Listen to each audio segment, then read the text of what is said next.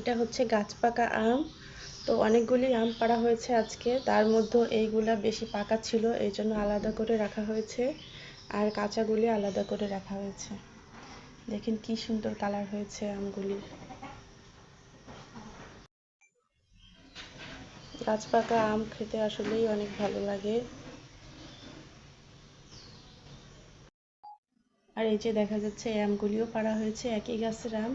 এই আমগুলি হচ্ছে একটু কাঁচা কাঁচা, মানে ঘরে থাকলে কিছুদিন পেকে যাবে। এই যে এর মধ্যে কয়েকটা একটু কালার আসতেছে, 1-2 দিনেই পেকে যাবে। আর এই যে এই আমটা হচ্ছে অন্য একটা গাছের আম। এই গাছে মাত্র এই 2টা আমই হয়েছে। দেখে সাইজে কত বড় এই আমগুলি,